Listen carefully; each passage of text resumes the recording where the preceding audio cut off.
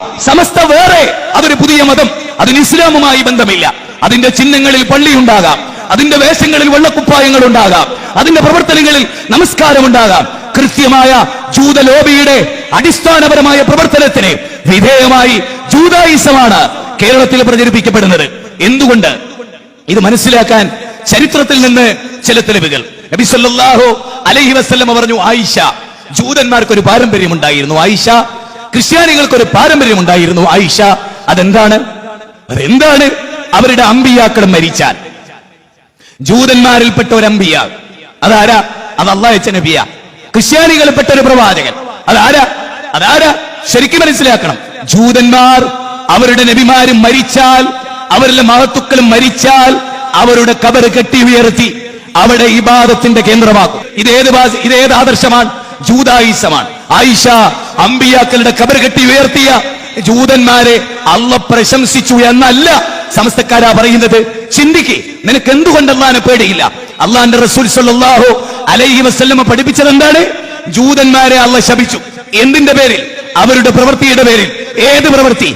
സമസ്തയുടെ വാദപ്രകാരം ഇസ്ലാമിലെ ഏറ്റവും മഹോന്നതമായ ഒരു കർമ്മം, സമസ്തയുടെ വാദപ്രകാരം ഇസ്ലാമിലെ ഏറ്റവും മഹോന്നതമായ ഒരു കർമ്മം അമ്പിയാക്കളുടെ ഖബർ കെട്ടി ഉയർത്തൽ, അവിടെ നിലവിളക്ക് കത്തിക്കൽ, അവിടെ തിരി കത്തിക്കൽ, അവിടെ പച്ചപതയ്ക്കൽ. ഇതൊക്കെ ന്യായീകരിച്ച ആളാണ് അലവി സഖാഫി, ഇതൊക്കെ ന്യായീകരിച്ച ആളാണ് പൊന്മള അബ്ദുൽ ഖാദർ മുസ്ലിയാർ, ഇതൊക്കെ ന്യായീകരിച്ച ആളാണ് പേരോട്ടുകാരൻ. പറയണം, ജൂതായിസവും നിങ്ങളും തമ്മിൽ എവിടെയാണ് വേർപിരിയുന്നത്? ജൂതന്മാരുടെ പാരമ്പര്യം ഇതായിരുന്നു. ലഅനല്ലാഹു, അല്ലാഹു ശപിച്ചു എന്ന അർത്ഥം, അല്ലാഹു ഇഷ്ടപ്പെട്ടു എന്നതിനർത്ഥമില്ല. ലഅനല്ലാഹു, അല്ലാഹു ശപിച്ചു. യഹൂദ വന്നസാറ, ജൂതന്മാരെയും നസാറാക്കളെയും ഇത്തഖദു, അവർ സ്വീകരിച്ചതിന്റെ പേരിൽ, അവരാക്കിയതിന്റെ പേരിൽ ഖുബൂറ, ഖബറുകളെ, വിഗ്രഹത്തെയല്ല, ഖബറുകളെ അംബിയാഇഹിം മസാജിദ, അവരെ അംബിയാക്കളെ, ഖബറുകളെ ആരാധനാ കേന്ദ്രമാക്കി, സുജൂദിന്റെ കേന്ദ്രമാക്കി, വിളിച്ചു പ്രാർത്ഥനയുടെ കേന്ദ്രമാക്കി. എന്നിട്ട് അള്ളാഹു ജൂതന്മാരെ ശപിച്ചു. എന്റെ ചോദ്യം, അമ്പിയാക്കൾ എന്ന് പറഞ്ഞാൽ അള്ളാഹു സെലക്ട് ചെയ്തവരാണ്, മഹാന്മാരാണ്. ആ അഡ്രസ്സുള്ള അമ്പിയാക്കളുടെ ഖബർ കെട്ടി ഉയർത്തിയാൽ അള്ളാഹു ശപിക്കുമെങ്കിൽ, ലോക്കൽ മനുഷ്യന്മാരുടെ ഖബർ കെട്ടി ഉയർത്തുന്ന കുബൂരികളെ, നിങ്ങൾ എവിടെ നിൽക്കുന്നു എന്ന വസ്തുത നിങ്ങൾ മനസ്സിലാക്കണം. നിങ്ങൾ രക്ഷപ്പെടണം.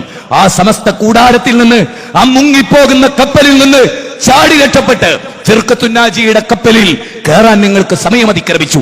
നിങ്ങൾ ആരെ കാത്തു നിൽക്കുകയാണ്? അഫാമിനു മക്റല്ലാഹ് ഫലാ യഅമനു മക്റല്ലാഹി ഇല്ലൽ ഖൗമുൽ ഖാസിറൂൻ. വിശുദ്ധ ഖുർആൻ 7-ാം അധ്യായം 99-ാമത്തെ വചനം. ഓർക്കണം, നിങ്ങൾ എന്ത് കാത്തു നിൽക്കുന്നു? ഈ വസ്തുത നിങ്ങൾ ശരിക്കും ആലോചിക്കണം.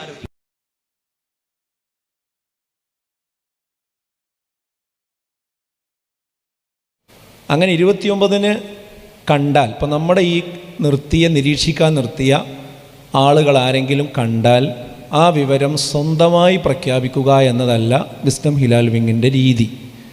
മറിച്ച് അതിവിടെയുള്ള മറ്റു മുസ്ലിം നേതാക്കളുമായി, പ്രത്യേകിച്ച് അന്ന് 29-ആയി അംഗീകരിക്കുന്ന, കാഴ്ചയാണ് അടിസ്ഥാനമെന്ന് വിശ്വസിക്കുന്ന, അത് മുഖമുദ്രയായി പ്രഖ്യാപിക്കുന്ന സംഘടനകൾ ഏതൊക്കെയുണ്ടോ അവരുടെ ലീഡേഴ്സുമായി, പ്രത്യേകിച്ച് നമുക്കറിയാം ഇവിടെ പാണക്കാട് സാദിഖ് അലി തങ്ങൾ, അതുപോലെ തന്നെ ഇവിടുത്തെ കാളിമാർ, അതുപോലെ തന്നെ കാഴ്ചയെ മാനദണ്ഡമാക്കുന്ന മറ്റു സംഘടനകൾ, അവരെയൊക്കെ ഈ വിഷയത്തിൽ നമ്മൾ ബന്ധപ്പെടുകയും എന്നിട്ട് അത് ഒന്നിച്ച് പ്രഖ്യാപിക്കാൻ കഴിയുമോ എന്നതാണ് നമ്മൾ നോക്കാറുള്ളത്.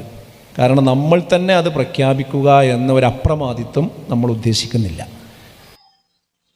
മാസപ്പിറവി ഉറപ്പിക്കാം, അത് നോമ്പോ പെരുന്നാളോ എന്താണെങ്കിൽ, അതല്ലെങ്കിൽ ഒലിയില്ലാത്ത ഒരു പെണ്ണിനെ നിക്കാഹ് ചെയ്ത് കൊടുക്കാൻ കാളിമാർക്ക് അവകാശമുണ്ട്. അധികാരം കാളിമാരിൽ നിക്ഷിപ്തമാണ്. എന്നാൽ കാളിമാർ നിർവഹിക്കേണ്ട ഈ അധികാരം കമ്മിറ്റിക്ക് നിർവഹിക്കാൻ അധികാരമുണ്ടോ? മാസപ്പിറവി ഉറപ്പിക്കാനും ഒലിയില്ലാത്ത പെണ്ണിനെ നിക്കാഹ് ചെയ്ത് കൊടുക്കാനും ഒരു ഹിലാൽ കമ്മിറ്റി മുന്നോട്ട് വന്നാൽ ആ ഹിലാൽ കമ്മിറ്റിയുടെ പ്രവർത്തനത്തിന് ഇസ്ലാമിക പ്രമാണങ്ങളുടെ വെളിച്ചത്തിൽ നിയമസാധുതയുണ്ടോ? ഇല്ല. തീർച്ചയായും കാര്യം തൊട്ടതിനൊക്കെ ഖുർആനും സുന്നത്തും എന്ന്